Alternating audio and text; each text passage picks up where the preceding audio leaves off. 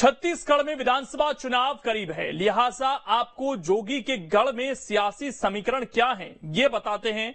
इस रिपोर्ट में देखिए क्यों मरवाही में जोगी बिन सब सून हैं।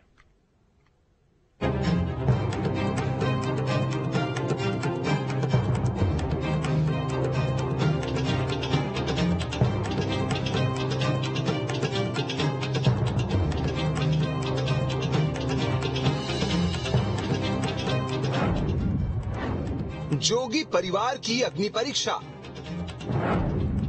23 के टक्कर में बचेगा आखिरी किला। जी हां, छत्तीसगढ़ की सियासत की चर्चा अजीत जोगी के बिना अधूरी है और जिक्र जब जोगी परिवार का होगा तो निश्चित तौर पर बात मरवाही की भी होगी, क्योंकि मरवाही में जोगी बिन सब सून है। बहरहाल मरवाही दो वजहों से प्रसिद्ध है।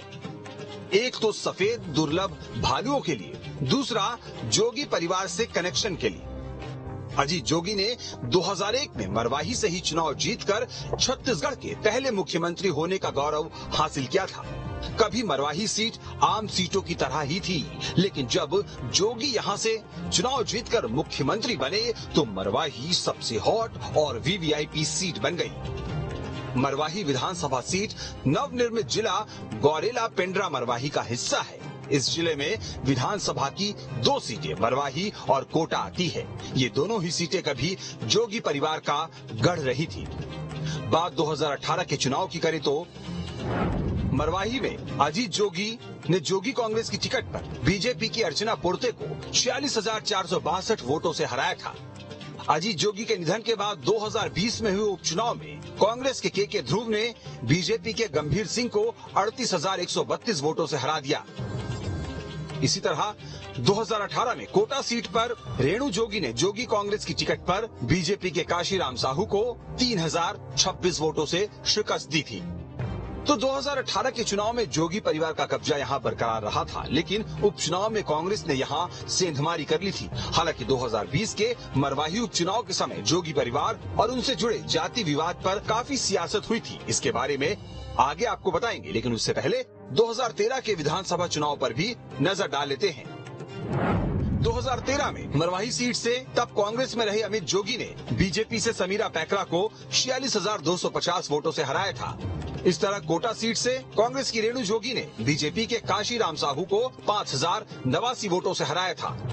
तो 2013 में जोगी की नई पार्टी छत्तीसगढ़ जनता कांग्रेस अस्तित्व में नहीं आई थी और जोगी परिवार कांग्रेस पार्टी में ही था। बहरहाल बात 2008 के विधानसभा चुनाव की करें तो मरवाही से अजीत जोगी ने बीजेपी के ध्यान सिंह पोर्ते को 42,092 वोटों से हराया था। इसी तरह कोटा सीट पर रेणु जोगी ने बीजेपी के मूलचंद खंडेलवाल को 9,811 वोटों से शिकस्त दी थी।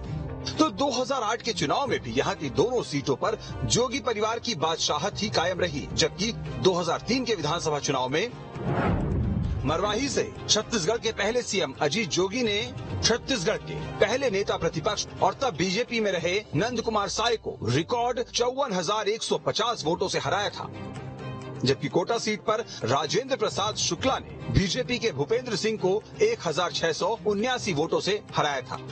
तो 2003 यानी छत्तीसगढ़ अलग राज्य बनने के बाद राज्य के प्रथम मुख्यमंत्री अजीत जोगी ने मरवाही से ही अपना पहला चुनाव जीता। बहरहाल मरवाही को लेकर दिलचस्प बात ये भी है कि मरवाही के हर एक विधायक ने एक न एक बार अपनी पार्टी जरूर बदली है या पार्टी छोड़कर चुनाव लड़ा है। बहरहाल मरवाही विधानसभा सीट की बात करें तो मरवाही विधानसभा सीट 1972 में अस्तित्व में आई।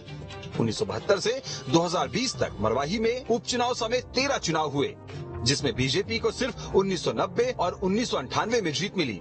मरवाही विधानसभा दल बदलू विधायकों का क्षेत्र रहा है। बीजेपी को यहाँ इकलौती जीत रामदयाल उइके ने दिलाई थी। 2001 में बड़ा उलटफेर हुआ जब बीजेपी के रामदयाल उइके ने कांग्रेस के अजीत जोगी के लिए ये सीट छोड़ दी। 2003 में छत्तीसगढ़ के पहले सीएम जोगी ने पहले नेता प्रतिपक्ष नंद कुमार साय को यहाँ से हराया। कांग्रेस के आदिवासी नेता भंवर सिंह पोर्ते ने मरवाही में 1972, 1977 और 1980 में जीत का हैट्रिक लगाया था, लेकिन बाद में भंवर सिंह पोर्ते बीजेपी में शामिल हो गए और 1990 में फिर मरवाही से जीत दर्ज की। बहरहाल अब सवाल ये है कि 23 की टक्कर में जोगी परिवार की राजनीतिक विरासत का क्या होगा? क्या जोगी परिवार अपनी सिमटती हुई सियासी सल्तनत को बचा पाएगा? दरअसल 2018 के विधानसभा चुनाव में जोगी पार्टी जेसीसीजे के 5 विधायक जीते थे। इनमें खुद अजीत जोगी और रेणु जोगी भी शामिल थी। अजीत जोगी की मौत के बाद 2020 में मरवाही में उपचुनाव हुए। उपचुनाव में कांग्रेस के ध्रुव ने मरवाही में जीत दर्ज कर ये सीट कांग्रेस की झोली में डाल दी। मरवाही उपचुनाव में जोगी परिवार से कोई खड़ा नहीं हो पाया। तब जाति विवाद की वजह से ऋचा जोगी चुनाव नहीं लड़ पाई। उधर देवव्रत सिंह के निधन के बाद जेसीसीजी की खैरागढ़ सीट उपचुनाव में कांग्रेस के पास आ गई। इसी तरह बलौदा बाजार से जेसीसीजे विधायक प्रमोद शर्मा पार्टी छोड़ चुके हैं। लोरमी से जेसीसीजे विधायक धर्मजीत सिंह बीजेपी में चले गए हैं। इस तरह अब कोटा विधायक रेणु जोगी जेसीसीजे की एकमात्र विधायक रह गई हैं। तो इस तरह अब जोगी परिवार की सियासी विरासत सिर्फ रेणु जोगी की कोटा सीट तक सीमित रह गई है। मतलब परिवार की विरासत को बचाने का सारा दारोमदार अब रेणु जोगी के कंधों पर ही है।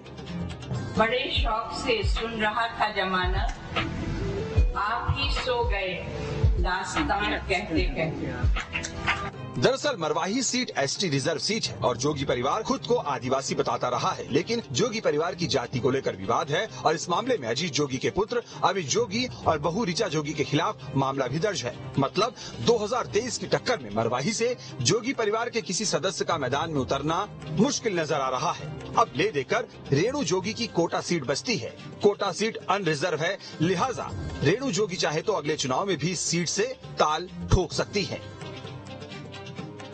कोटा का नेतृत्व तो पिछले 3 चुनावों से रेणु जोगी करते रही। 2 बार कांग्रेस के लिए और 1 बार जोगी कांग्रेस के लिए यह सीट जीतने में सफल रही। मरवाही में प्रथम मुख्यमंत्री छत्तीसगढ़ के अजीत जोगी उपचुनाव यहाँ पे लड़े थे। तब से लगातार यहाँ पे जोगी परिवार का दबदबा रहा है। 2013 में वे अमित जोगी को भारी बहुमत से जिताने में सफल रहे, लेकिन उनके निधन के बाद 2020 में जब उपचुनाव हुआ उसमें जोगी परिवार के अमित जोगी और ऋचा जोगी दोनों का नामांकन खारिज हो गया और बिना जोगी परिवार के यहाँ चुनाव हुआ, जिसमें कांग्रेस ने भाजपा को पराजित कर दिया। अब आने वाले समय में जोगी परिवार का मरवाही के प्रति क्या रवैया रहता है, क्या कोटा में अमित जोगी या रेणु जोगी कौन चुनाव मैदान में उतरते हैं, यह भी देखना होगा। मरवाही में अब की बार कांग्रेस बीजेपी दोनों की नजरें हैं। उपचुनाव में मरवाही सीट पर कब्जा करने वाली कांग्रेस की नजरें अब कोटा पर भी है। 23 के चुनाव में कांग्रेस जहां कोटा पर भी कब्जा कर छत्तीसगढ़ में जोगी परिवार की सियासत को अब अतीत के पन्नों में समेटकर इतिहास बनाना चाहेगी, तो वहीं बीजेपी की भी कोशिश यही होगी कि 1998 के बाद से अब 2023 में वो मरवाही में अपने 25 बरस के सूखे को खत्म करे। मरवाही विधानसभा की जनता ने हमेशा कांग्रेस पर भरोसा किया है, कांग्रेस का साथ दिया है। अजीत जोगी जी की पहचान कांग्रेस के लीडर के रूप में थी। जब उन्होंने पार्टी छोड़कर दूसरे पार्टी गठन किया तब भी उसका कांग्रेस के नेता होने के चलते ही लाभ मिला था। उनके निधन के पश्चात जब वहां उपचुनाव हुए वहां पुनः कांग्रेस के प्रत्याशी ऐतिहासिक मतों के साथ जीत दर्ज कराए हैं और इस वर्ष भी जो विधानसभा के चुनाव होंगे उसमें भी कांग्रेस का परचम लहराएगा।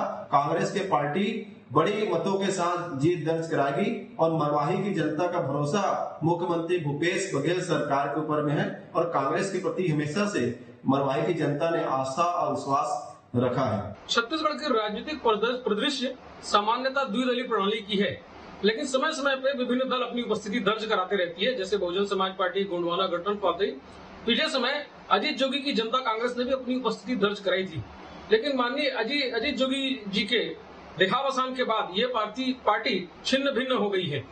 इनके 4 विधायक चुन के आए थे, जिसमें से 3 लगभग पार्टी छोड़ चुके हैं और उपचुनाव में जोगी जी की परंपरागत सीट से उनके पुत्र अमित जोगी तीसरे नंबर पर आए थे। तो ऐसा लगता है कि आने वाले समय में अजीत जोगी जी की जनता कांग्रेस का भविष्य अनिश्चय की स्थिति में है।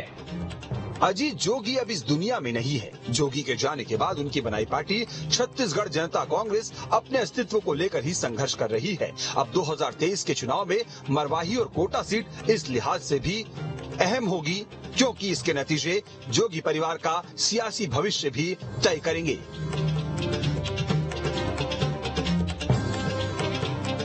छत्तीसगढ़ में बीजेपी और कांग्रेस के साथ साथ जनता जोगी कांग्रेस दल भी चुनावी मैदान में हैं। लेकिन जिस तरीके से बीते चुनावों में जोगी कांग्रेस पार्टी का नुकसान हुआ है, उससे सवाल है कि क्या इस बार जोगी कांग्रेस पार्टी अपनी साख बचा पाएगी। ऐसे में राजनीतिक दलों के अलग अलग तर्क सामने आते हैं। बीजेपी और कांग्रेस जोगी पार्टी को कुछ भी नहीं समझती, लेकिन जनता जोगी कांग्रेस पार्टी इस बार जीत का दावा कर रही है। बहरहाल चुनावी नतीजे बताएंगे कि किसके दावों में कितना दम है। वीडियो जर्नलिस्ट प्रमोद देवांगन के साथ अंकुश शर्मा, न्यूज स्टेट मध्य प्रदेश, छत्तीसगढ़।